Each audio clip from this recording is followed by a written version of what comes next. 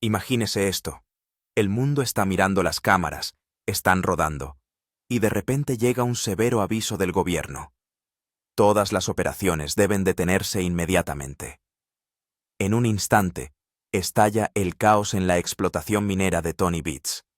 Los motores se apagan, las perforadoras enmudecen, y el suelo antes atronador se queda inquietantemente quieto.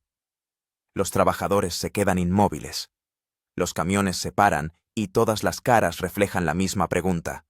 ¿Y ahora qué? Sin embargo, mientras el pánico se extiende por el campamento de Tony, como un reguero de pólvora, un hombre parece inquietantemente sereno. Parker Schnabel. Es como si hubiera estado esperando este momento todo el tiempo. Antes de que nadie pudiera descifrar lo que estaba sucediendo, Parker ya había puesto en marcha todo su plan. De la noche a la mañana su flota de camiones rugió, su equipo se movilizó y sus contratos cambiaron. Al amanecer, donde antes reinaban las máquinas de Tony, la voz de Parker cortó el aire frío de la mañana. Esta vez Parker no solo aprovechó una oportunidad, sino que reescribió todo el libro de jugadas. Pero, ¿fue este audaz movimiento realmente una coincidencia? ¿O todo, incluso el cierre del gobierno, formaba parte de una estrategia calculada? ¿Parker fue realmente más listo que el rey del Klondike? ¿O simplemente fue demasiado lejos? Lo que viene a continuación cambiará el curso de la fiebre del oro para siempre. Observa con atención y decide por ti mismo. ¿Cruzó Parker la línea o simplemente reclamó lo que era suyo por derecho? Rebobinemos hasta el principio. Tony Beach contra Parker Schnabel. Dos nombres que sacudieron los cimientos del mundo de la fiebre del oro. Por un lado, Tony, el rey del Klondike, un hombre forjado en décadas de experiencia, músculo y agallas. Construyó su imperio de la manera difícil, un cubo de tierra helada a la vez. En el otro, Parker, joven despiadado y brillante con un hambre que se negó a ser domesticado. Para muchos fue una vez el estudiante de Tony. Pero ya no. Se había convertido en su rival más feroz. Lo que empezó como una sutil rivalidad se había convertido en una guerra abierta. Parker empezó a recortar los contratos de Tony, a hacer tratos agresivos y a expandirse por territorios que durante mucho tiempo se consideraron dominio de Beach. Para Tony, esto no era solo negocios. Era traición. Se trataba del legado. Pero Parker lo vio de manera diferente. Él creía que la vieja guardia había tenido su tiempo y la nueva era pertenecía a la innovación, la velocidad y el riesgo. Su tensión crepitaba en la pantalla, los comentarios sarcásticos, las miradas silenciosas, el resentimiento tácito. Los bandos divididos, el equipo Beach contra el equipo Parker. La tradición choca con la ambición. Ya no se trataba solo del oro. Se trataba de dominar. Y entonces llegó la noche, el cierre. Iba a ser otra larga noche en la mina. Las máquinas rugían, el suelo temblaba, y Tony estaba de pie en su torre con los ojos fijos en la operación. Todo funcionaba como un reloj hasta las 10 de la noche. Cuando un vehículo del gobierno se acercó con luces rojas intermitentes. Los agentes salieron, sus botas crujiendo la grava, cada uno sosteniendo un sobre grueso sellado con la autoridad. «Mr. Beach», anunció uno de ellos con voz firme resonando por todo el lugar. «Debe cesar todas las operaciones inmediatamente. Orden del gobierno». Durante unos segundos nadie se movió. Tony se quedó mirando con los ojos muy abiertos, la incredulidad congelándole en su sitio. Entonces lentamente los pesados motores se apagaron uno tras otro. El rítmico latido de la mina se apagó, sustituido por un silencio escalofriante. El resplandor dorado del emplazamiento se desvaneció bajo la luz estroboscópica carmesí de las luces de advertencia. Las cámaras captaron cada detalle, los rostros atónitos, la confusión, la incredulidad. Uno de los operarios más veteranos de Tony recordó más tarde: «Al principio pensamos que era una broma, pero cuando los camiones pararon nos dimos cuenta de que se había acabado». Los papeles crujían en manos temblorosas. Los supervisores susurraban a radios apagadas. Años de trabajo congelados por una sola hoja de tinta gubernamental. y en algún lugar muy lejos se encendieron otras luces. El campamento de Parker. Por la mañana ya estaba en marcha. Su equipo movilizado, su estrategia establecida. Esa noche había marcado el punto de inflexión de toda la saga de la fiebre del oro. Un imperio silenciado, otro en ascenso. En el campamento de Tony, el tiempo se detuvo. Las máquinas permanecían inertes con sus cuerpos de acero brillando bajo los focos. El aire era pesado, los trabajadores inmóviles. Algunos miraban sus botas, otros al horizonte. Un veterano mecánico murmuró a la cámara: «Llevo años trabajando en este campo. Nunca he visto nada igual». El supervisor, con voz tensa pero firme, intentó calmarlos. «Que no cunda el pánico. Esperaremos instrucciones». Pero detrás de cada par de ojos había el mismo cálculo: costes de combustible, horas perdidas, pérdidas crecientes. La cámara recorre el barro, hileras de camiones silenciosos, neumáticos semienterrados como lápidas en la tierra helada. Entonces Tony sale de su cabaña con la cara arrugada y los ojos cansados. Respira hondo y contempla lo que una vez fue su imperio. El viento silba entre las grúas inmóviles y el ritmo roto del campamento. Por primera vez incluso el rey del Klondike parece inseguro. Está de pie entre el equipo celebrando una breve reunión, hablando poco, pero cada palabra tiene peso. «Lo resolveremos», dice, pero se oye un ruido sordo de fondo y alguien deja caer una llave inglesa al suelo a lo lejos. El sonido llega directo al corazón. Esto no es solo una interrupción de las operaciones, es un golpe a la moral. Para los hombres de Tony, esto no es solo un parón, es un golpe a la identidad. Los métodos de los que han estado orgullosos durante años están ahora bajo sospecha. Algunos revisan papeles, otros hablan por teléfono con la oficina de permisos, y otros simplemente permanecen sentados en silencio, mirando fijamente a la pared del remolque. Una frase resuena repetidamente entre las voces apagadas. ¿Y ahora qué? Y todo el campamento se paraliza en respuesta a ese «¿Qué B-roll?» Primeros planos de máquinas paradas, luces rojas de motor apagado, bancos vacíos y correas de cascos humedecidas por el sudor. La cámara se desplaza lentamente para mostrar una fila de camiones con los capós fríos. Los rostros cansados, preocupados y ligeramente enfadados hacen contacto visual y luego apartan la mirada. El sonido es un rumor bajo una brisa lejana y el eco ocasional de una conversación amortiguada, como si el propio campamento contuviera la respiración. La estrategia de Parker, cómo se movió rápidamente. Mientras tanto, Parker apretó el cronómetro. No hay tiempo que perder. Primero llamó al equipo de logística. Reasignación de turnos para los camiones de combustible. Torres de iluminación encendidas y una rápida actualización de la lista de turnos de noche. La segunda llamada fue al proveedor de piezas. Lo que necesites, la cantidad que necesites ahora mismo. La tercera llamada fue al explorador del lugar.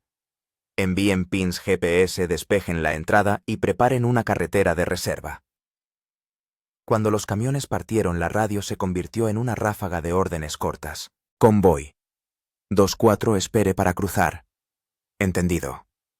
Los conductores planearon una travesía de 12 horas sin parar, con solo combustible y café de por medio. El equipo de Parker fue meticuloso en el embalaje. Mangueras hidráulicas, herramientas de corte, filtros de repuesto y generadores portátiles, todo cargado según la lista. La cámara, con un subrayado motivador, muestra una larga hilera de faros en la autopista. Al acercarse al lugar, Parker activó una superposición de mapas GPS, determinando dónde el suelo era blando, dónde podía girar la grúa sin resbalar y en qué dirección el haz de la torre de iluminación cubriría la mayor superficie. Inmediatamente, un técnico elevó el dron, verificando la ruta desde arriba, y un observador de tierra, desde abajo, diciendo camino despejado. Mientras tanto, el equipo de seguridad marcó el perímetro para mantener alejados los obstáculos no deseados y las máquinas funcionando sin problemas. Parker también fue meticuloso en el aspecto humano, colocando a los operadores veteranos al frente y a los recién llegados en funciones de apoyo para minimizar la posibilidad de error. Las instrucciones del equipo eran claras. Nada de caos, disciplina. Sin velocidad, con precisión. El propio Parker llegó al lugar con botas de punta de acero, una tableta en la mano y un auricular de radio corto copiado. Su lenguaje corporal solo hablaba de una cosa: no estamos aquí para jugar. En mitad de la noche, la primera máquina se puso en marcha con el zumbido de los sistemas hidráulicos, los efectos sonoros cada vez más rápidos y los ritmos palpitantes de fondo. Los camiones de combustible alimentaron las torres de iluminación y el lugar brilló como un rodaje diurno. El equipo estableció una rotación de turnos. Los operarios cambiarían cada 4 horas para evitar que el cansancio provocara errores. Surgieron pequeños momentos de triunfo. Un tornillo atascado se aflojó una curva estrecha, se despejó un pesado cubo, se levantó sin derramarse. Parker no se demoró. Camiones gasóleo y días y noches de 12 horas. Esta frase se convirtió en un meme entre el equipo, pero fue su actitud la que convirtió la oportunidad en oro. La cámara se detiene en el rostro de Parker con los ojos fijos, la mandíbula apretada y una leve sonrisa en los labios. El fondo motivacional aumenta gradualmente y da paso a una toma del convoy que atraviesa la oscuridad y entra en el lugar. Tácticas in situ. ¿Cómo dirigió Parker un ataque táctico? En la oscuridad de la noche, el campamento de Parker parecía una misión militar. Todo funcionaba según un calendario, desde los turnos de excavación hasta la colocación de las máquinas y las luces. Dividió a su equipo en 3 grupos: excavadores, observadores y logística. El trabajo de la excavadora consistía en extraer tierra sin demora. El trabajo del observador era supervisar cada movimiento para evitar errores o fugas. Y el equipo de logística repartió combustible, piezas y alimentos durante toda la noche. Trabajar de noche no era fácil, pero la estrategia de iluminación de Parker marcó la diferencia. Instaló torres de iluminación de alta intensidad en 4 puntos elevados, iluminando todo el emplazamiento como si fuera de día. El ángulo de cada torre de iluminación se cotejó con los datos del GPS para garantizar que no quedaran zonas de sombra. La cámara mostraba las siluetas de las máquinas bajo estas luces: brazos hidráulicos, orugas giratorias y el resplandor que irradiaba del suelo húmedo. Desde lejos, esta escena parece sacada de una película de ciencia ficción. Los jefes de equipo junior desempeñaron un papel crucial en esta misión. Parker sabía que cada minuto de retraso significaba una pérdida, así que delegó las órdenes en líderes de confianza. Cada líder tenía un walkie-talkie, una tableta y un mapa mental en vivo. Enviaban actualizaciones cada 15 minutos: zona C despejada, cargador listo. Al oír esto, Parker respondía: bien, seguid empujando. Había tanta confianza en su voz que incluso un equipo cansado estaría listo para ir a toda máquina. Los turnos de excavación estaban meticulosamente programados, rotaciones de 4 horas que garantizaban que nadie agotara su energía. Parker dijo claramente a todo el mundo que la velocidad no gana el oro, sino la concentración. Su voz resonó en medio de los efectos de perforación y los estruendos metálicos. Cada chispazo, cada corte de pala, era como si formara parte de una orquesta. El público fue testigo de cómo un equipo coordinado, trabajando con concentración láser, desenterraba algo significativo bajo el suelo. Y esa era la especialidad de Parker: no la velocidad, sino la precisión. Algunos podrían haber confundido este movimiento con un robo, pero en realidad era brillantez táctica. Esto no fue un robo, fue estrategia calculada y absolutamente rápida. Mientras otros dormían, Parker daba otro paso hacia el oro, el ángulo legal y la reacción del gobierno. Pero la situación se estaba calentando en el frente legal. Los expedientes empezaron a abrirse en la oficina gubernamental en cuanto llegó la mañana. Un portavoz dijo: solo estamos siguiendo los protocolos de seguridad, no es una acción personal. Pero los abogados de Tony Beets replicaron de inmediato: si hay un problema de seguridad. ¿Quién autoriza las operaciones nocturnas de Parker? El asunto ya no era solo de minería, sino que se había convertido en una batalla de política y permisos. El bufete de abogados de Tony preparó 3 notificaciones, una para el gobierno, otra para los productores del canal y otra para el equipo de Parker. Cada aviso implicaba alto o se tomarán acciones legales. Los presentadores de TV decían: Beets contra Schnabel, está a punto de ir a juicio. Y aquí es donde se intensificó el drama. Porque Parker también contaba con un poderoso respaldo, su propio asesor jurídico, que ya había gestionado anteriormente varios grandes acuerdos mineros corporativos. Las páginas de los documentos legales se abren. Sección 47B. Excavación no autorizada en zona restringida. La cámara se acerca a un sello del gobierno, luego se desvanece hasta una imagen frustrada de Tony. Dice: «He preparado este terreno con mis propias manos y ahora viene un chaval a decirme que no puedo trabajar aquí». Su voz se apaga y en el sonido surge un murmullo de tribunal. La respuesta del gobierno fue contundente: investigación en curso, lo que significa que el caso sigue abierto y ambas partes están reuniendo sus pruebas. Los abogados de Tony presentan fotos de campo mientras el equipo de Parker busca lagunas en los documentos. Con golpes bajos de base, la cámara cruza cortes entre los dos bufetes de abogados, gruesas encuadernaciones de expedientes, tazas de café y llamadas de estrategia a altas horas de la noche. Las páginas de la ley estaban ahora en conflicto. Cada aviso se hizo eco aquí. La sección termina con esta línea. El público se pregunta si Parker estaba cumpliendo las normas o si su movimiento era el comienzo de una gran batalla legal. La respuesta se mantiene y la historia de la fiebre del oro llega a los tribunales. Los expertos toman la decisión del ingeniero Chandri. Los expertos mineros quedaron asombrados por la operación de Parker. Según un ingeniero superior, manejar maquinaria tan pesada por la noche es una locura en sí misma. Cualquier pequeño desequilibrio entre la presión del suelo, la carga hidráulica y la estabilidad del terreno podría haber provocado el derrumbe de toda la obra. Pero Parker lo había planeado todo de antemano, y esta era su mayor fortaleza. Hizo escanear todo el terreno con un radar de penetración en el suelo GPR. Esto le dio una idea clara de qué zonas eran fuertes y dónde podía atascarse la máquina. Utilizando un modelo de sección transversal en 3D, el equipo de Parker identificó las zonas más seguras para remover la tierra. No adivinaba, sino que daba cada paso basándose en los datos. Por eso su equipo completó el trabajo de la noche a la mañana sin ningún accidente. Los ingenieros de la unidad de control controlaban constantemente las lecturas de presión, ángulo y vibración. El centro de mando de Parker se actualizaba con cada pitido. Se oye la voz de un experto. Esto era ingeniería de alto riesgo, los errores podrían haber costado muy caros. Después de esa línea, la cámara se acerca a la tableta de Parker, donde todas las métricas están en la zona verde. Todo el mundo comprende el nivel de pensamiento que posee este hombre.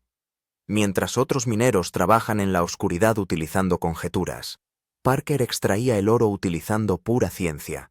Escáneres GPR, pruebas de densidad del suelo y cartografía láser. Todo ello era prueba de su comprensión, no solo de la tecnología. En el audio se oyen sutiles pitidos técnicos y la voz tranquila del narrador dice: «A veces hace falta cerebro, no agallas para llegar al oro». Parker hizo precisamente eso. Montaje de las reacciones de los aficionados y de las redes sociales. En cuanto se filtraron las imágenes, las redes sociales estallaron. El Tony de Parker finto empezó a ser trending en Twitter, Reddit y YouTube. Algunos llamaban a Parker el Iron Man de la vida real, mientras que otros comentaban en apoyo de Tony. Él construyó esto desde cero, Parker simplemente lo agarró. Era como si se hubieran formado dos equipos en Internet. Parker el héroe y Tony traicionado. Todo el mundo gritaba sus opiniones, surgieron teorías en Reddit. Tenían el gobierno y Parker un plan. Los vídeos de reacciones inundaron YouTube. Algunos lo calificaron de genialidad táctica, otros de fracaso ético. Los memes inundaron Twitter. Uno mostraba a Parker riéndose mientras llevaba un casco. En otra aparecía la cara de Tony y las palabras «Shut down King». La ira y la curiosidad de la gente estaban a flor de piel. Las peleas estallaron en las secciones de comentarios. Alguien escribió: «Parker jugó inteligente, Tony jugó viejo». Alguien respondió a continuación: «No, Parker hizo trampas». En medio de los pings y los rápidos latidos de las notificaciones, memes, GIFs y emojis parpadeaban por la pantalla uno tras otro. La banda sonora, una mezcla de risas, suspiros y tecleos, hacía parecer que el mundo entero estaba inmerso en este drama. El vídeo se funde lentamente a negro con la voz del narrador diciendo: «Esta lucha en las redes sociales ha pasado de las mentes a las mentes de las personas». La toma final muestra una sola línea. A veces la atención es un tesoro mayor que el oro. El vídeo pasa a la siguiente escena de suspense ronda de teorías conspirativas. Había algo más oculto tras el cierre y la rápida actuación de Parker. Mucha gente se preguntó si todo esto estaba planeado de antemano. Algunos escribieron en Reddit: ¿cómo es posible que el aviso del gobierno y el momento de Parker se produjeran simultáneamente? En Internet empezaron a circular teorías de que alguien de dentro había avisado a Parker con antelación, ya que preparar una operación tan masiva de la noche a la mañana era casi imposible. Otra teoría sugiere que todo fue un movimiento oportunista. Parker simplemente estaba en el lugar adecuado en el momento adecuado. Sabía que el permiso de Tony estaba bajo sospecha y en cuanto se le presentó la oportunidad, desmontó sin dudarlo sus máquinas. No hay pruebas concretas de esto, pero mirando los registros de telecomunicaciones y las marcas de tiempo, algunos curiosos dijeron que ya estaba esperando. Parecía que no se trataba de una fiebre del oro, sino de un juego político. La tercera teoría, y la más atrevida, era que el propio gobierno benefició indirectamente a Parker. Una foto borrosa de un documento se hizo viral en las redes sociales con frases como autorización de permiso confidencial. Se desconoce si era real o falso, pero sin duda crecieron las especulaciones de que todo esto formaba parte de un acuerdo mayor. Quizás ya había tenido lugar una reunión en la sombra entre las dos partes. La voz del narrador resuena suavemente. Muchos dicen que no fue una mera coincidencia, pero las pruebas son aún fragmentarias. Vientos susurrantes soplan de fondo y en la pantalla aparecen superposiciones de texto redactado, algunas palabras borradas, otras solo visibles a medias. Los espectadores se preguntan si la jugada de Parker fue fruto de la suerte o de un plan interno. Nadie sabe la respuesta, pero el suspense se intensifica. Enfrentamiento in situ. Escena de confrontación dramatizada. A la mañana siguiente, el ambiente en el emplazamiento era nada menos que un campo de batalla. El polvo se había asentado, el ruido de la maquinaria se había apagado, y la tensión entre los dos equipos era palpable. Mike, el hombre de confianza de Tony, y Sam, el capataz de Parker, están cara a cara. La cámara muestra sus caras a cámara lenta, ira en sus ojos, pero silencio en sus labios. De repente Mike da un paso adelante y dice: «Esta tierra fue construida por el duro trabajo de Tony. No se puede cavar aquí así», responde Sam sin vacilar. «El permiso está ahora a nombre de otra persona, y nosotros solo hacemos nuestro trabajo». Los trabajadores que están cerca jadean. Detrás, Parker observa desde la distancia con los brazos cruzados sobre el pecho, hablando en silencio. El equipo de Tony avanza con una mezcla de decepción y enfado en sus rostros. La cámara se acerca a sus botas profundamente incrustadas en el barro, como si su valor se hubiera quedado atascado allí. Los guardias de seguridad intervienen, las voces se hacen más fuertes y una palpable sensación de tensión impregna el ambiente. Alguien grita: «¡Atrás!», mientras otro pone una mano delante de la cámara. Los faros del camión vuelven a encenderse y su luz incide en los rostros de ambos equipos. De un lado, la obstinación; del otro, la confianza en la victoria. La música aumenta, las cuerdas de tensión suben, y en ese momento todo parece detenerse. Entra la voz del narrador. Ambos han llegado al escenario, y el aire huele ahora a guerra. Parker se adelanta lentamente diciendo solo una línea: «Esto es un negocio, no algo personal». La cámara se desplaza desde su rostro hasta el viejo camión de Tony, en el que se leen unas letras descoloridas: Beats Mining Co. Se hace el silencio, la música se corta bruscamente, y la pantalla se queda en negro. Ese momento parece grabado en la historia, donde chocó algo más grande que el oro. Egos, secuelas, dinero, currículum y próximos pasos. Después de este drama de alto voltaje, la pregunta más importante ahora era: ¿quién se benefició? Hubo júbilo en el campamento de Parker, pero también aumentó la presión de los medios de comunicación. Los informes sugerían que ya se habían extraído unos cuantos miles de onzas de oro de la nueva excavación de Parker, valoradas en millones. Mientras tanto, Tony perdía el sueño contando las pérdidas por hora. Para él no se trataba solo de una pérdida de dinero, sino de una cuestión de prestigio y control. Los titulares aparecían en los canales de noticias. El audaz movimiento de Parker da sus frutos y Tony Beats se enfrenta al revés del año. Algunos patrocinadores que antes apoyaban al equipo Beats se pasaron ahora a los contratos de Parker. A medida que subían las cifras de oro, el nombre de Parker se convertía en una marca. Mientras tanto, Tony tuvo que tranquilizar a sus antiguos inversores diciéndoles que el juego aún no había terminado. Pero en el fondo sabía que esta competición no sería lo mismo. También hubo agitación en el frente legal. El equipo de Tony seguía preparando los expedientes de indemnización, mientras los abogados de Parker repetían en cada entrevista que todo estaba dentro de la ley. Canales de streaming como Netflix también estaban considerando documentar toda la historia. Esto se había convertido en algo más que un incidente minero, sino en una guerra empresarial. Para Parker esta victoria no era solo por el oro. Lo que ganó no fue solo el oro, sino también el control y la reputación. La cuestión ahora era qué pasaría después. ¿Regresaría Tony? ¿Tomaría el gobierno nuevas medidas contra Parker? ¿O se convertiría esta historia en otro gran enfrentamiento la próxima temporada? La cámara se desplazó lentamente hacia los gráficos de las estimaciones bancarias, los logotipos de los patrocinadores que se desvanecían y los cortes de los titulares. Acordes lentos y sombríos sonaron de fondo indicando que esta victoria no era tan fácil como parecía. Ahora es el momento de escucharte. Díganoslo en los comentarios. ¿Cometió Parker un error o simplemente aprovechó la oportunidad adecuada? Algunos dicen que jugó con inteligencia.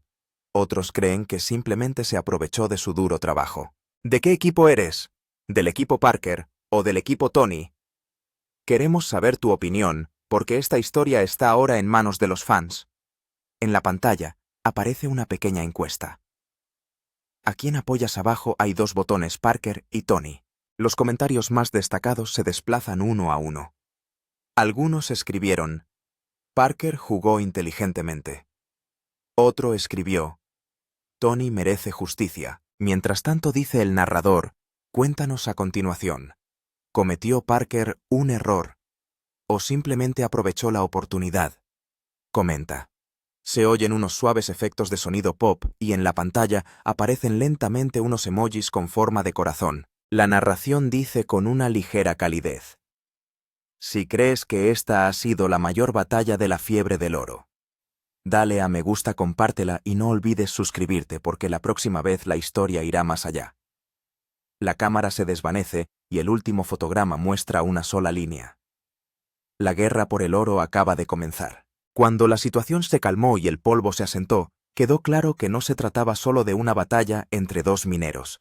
Era una batalla de mentes. La vieja tradición contra la nueva tecnología. Experiencia frente a velocidad.